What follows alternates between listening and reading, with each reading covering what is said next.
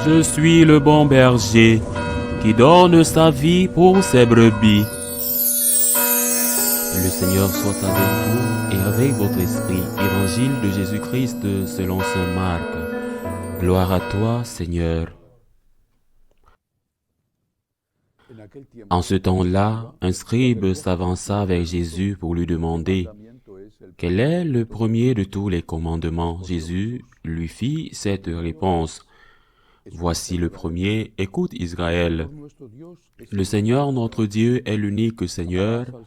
Tu aimeras le Seigneur ton Dieu de tout ton cœur, de toute ton âme, de tout ton esprit et de toute ta force.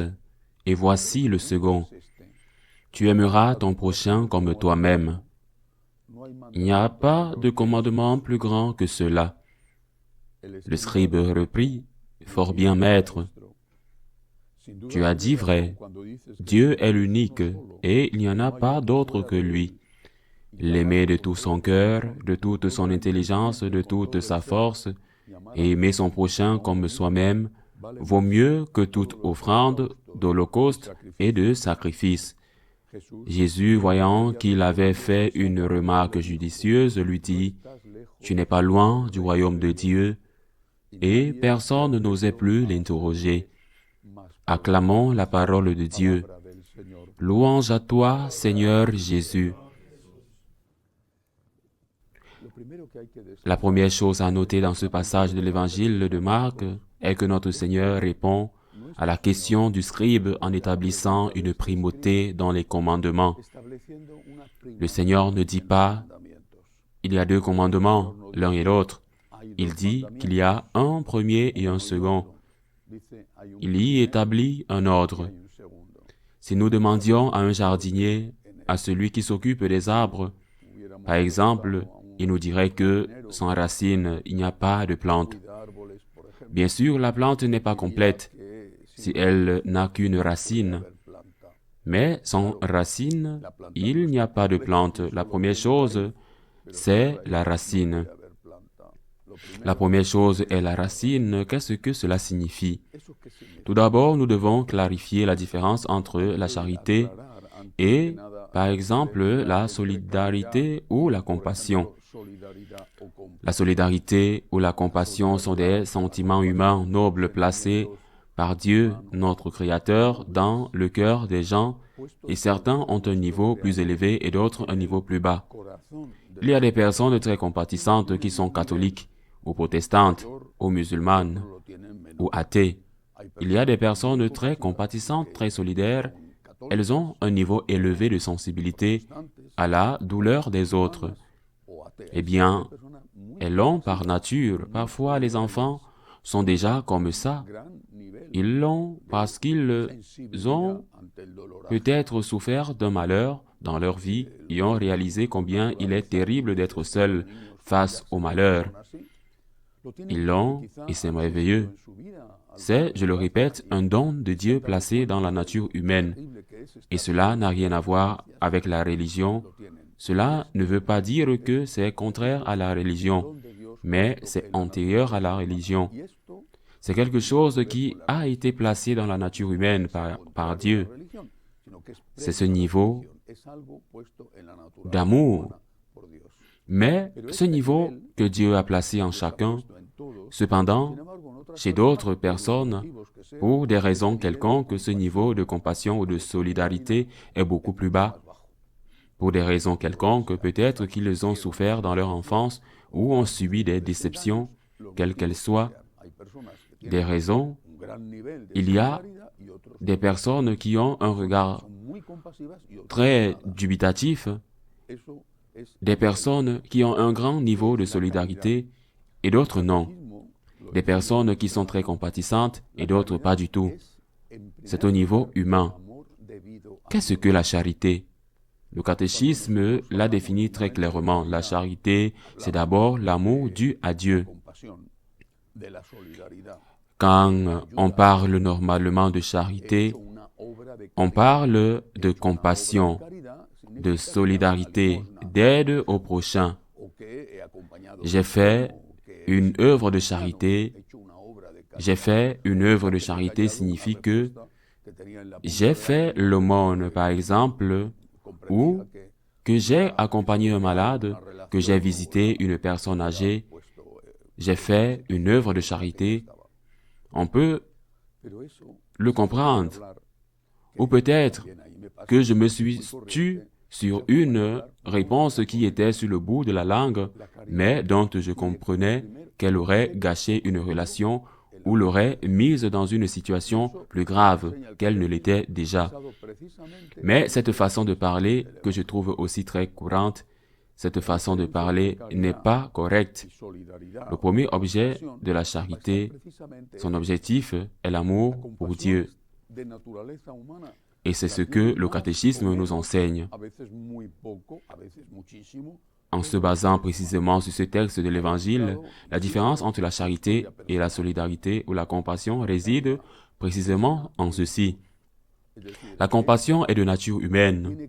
Tous les êtres humains en ont, plus ou moins, parfois très peu, parfois beaucoup. Et j'insiste sur le fait que c'est là qu'intervient leur histoire personnelle. La charité est une vertu, c'est-à-dire quelque chose qui a à voir avec cette composante humaine, mais elle est motivée religieusement et spirituellement. La charité m'amène à dire Dieu d'abord, comme un devoir, parce que c'est un devoir de justice d'aimer Dieu. C'est un devoir de justice pour tout ce que j'ai reçu de Dieu. D'aimer Dieu, d'abord Dieu, et ensuite par amour pour Dieu, aimer le prochain. D'abord et ensuite, Jésus l'établit, d'abord Dieu, puis en conséquence uni à cet amour pour Dieu, dérivé de cet amour pour Dieu par gratitude envers le Dieu qui nous aime, l'amour pour le prochain. Et quel est le rapport entre la compassion et la charité? J'ai déjà dit qu'ils sont différents, parce que la charité inclut l'amour de Dieu en premier lieu et la compassion ne l'inclut pas. Un athée peut être très compatissant ou très peu. Il y en a de toutes sortes. Ce n'est pas que les athées sont tous très compatissants. Ah, je connais un athée qui est très compatissant, bien sûr, et j'en connais beaucoup qui ne le sont pas du tout. En d'autres termes, il y en a de toutes sortes dans tous les endroits. Quelle est la relation entre la charité et la compassion? La charité et la solidarité. Prenons un exemple simple. L'amour d'une mère pour son enfant est instinctif, naturel et merveilleux dans la nature.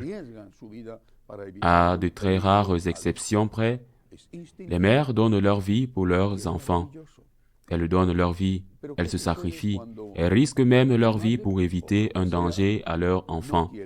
C'est instinctif et merveilleux, mais que se passe-t-il lorsqu'une mère, pour quelque raison que ce soit, n'aime pas son enfant? Par exemple, une mère enceinte ne sera pas mère lorsque l'enfant naîtra à 9 mois de gestation. Non, cette femme est déjà mère dès la conception. Et il y a des centaines de milliers d'avortements. Je parle de l'Espagne, bien sûr, où il y en a eu plus de 100 000 l'année dernière, mais des centaines de milliers, des millions dans le monde chaque jour. Plus de la moitié des décès dans le monde sont dus à l'avortement. Ce sont des mères qui, face à une situation difficile, décident d'avorter, ce qui n'est pas toujours le cas. Dans tous les cas, cette femme décide de tuer son enfant. La loi le lui permet dans de nombreux pays. La loi considère même que c'est un droit. Dans de nombreux pays, il n'est même plus possible de prier en silence devant un avortement, et cette femme tue son enfant. Que se passe-t-il si cette femme est catholique? Eh bien, elle ressent la même chose, c'est-à-dire que ce n'est pas parce qu'elle est catholique pratiquante, je veux dire, et non païenne baptisée. Ce n'est pas parce qu'elle est catholique qu'elle tombe enceinte et qu'elle n'a pas peur, ou que le bébé en route n'est pas un problème.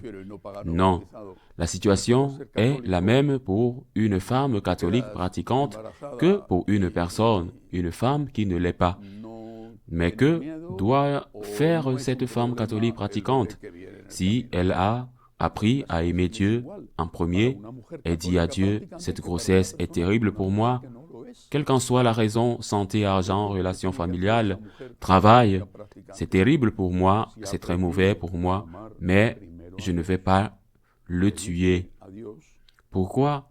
Parce que je te dois, Seigneur, mon amour, et que tu me dis que je ne peux pas tuer un enfant.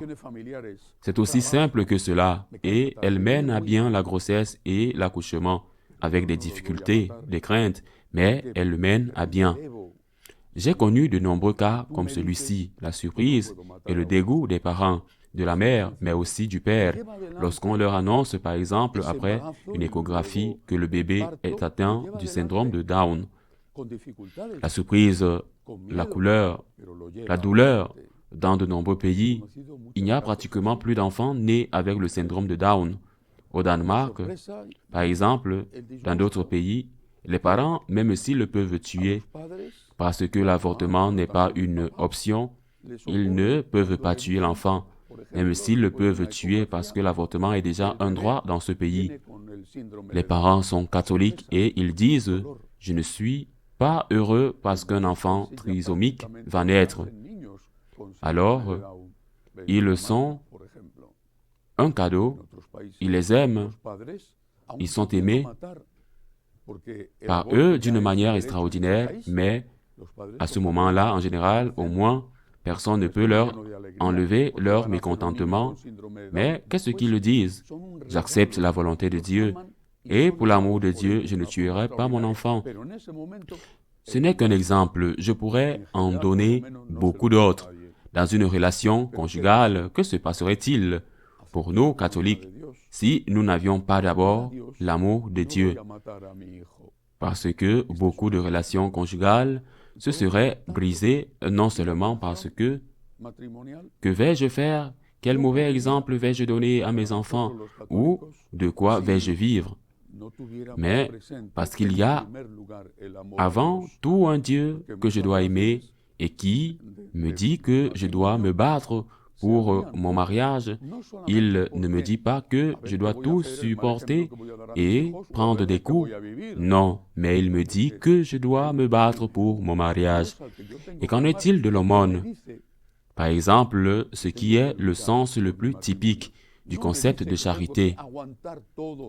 Vous avez votre compassion, un niveau élevé, moyen, faible, enfin. Vous avez votre degré de compassion. Que vous soyez catholique ou non, athée ou croyant, vous avez votre degré de compassion. C'est la nature humaine. Celui que vous avez, vous l'avez. Je le répète, il y a des athées qui ont un degré de compassion beaucoup plus élevé que beaucoup de catholiques. Parce que ça fait partie de leur nature. Vous avez votre degré de compassion, disons, en 8. C'est un degré élevé. C'est plus que de 10. En 8, vous êtes une personne très compatissante.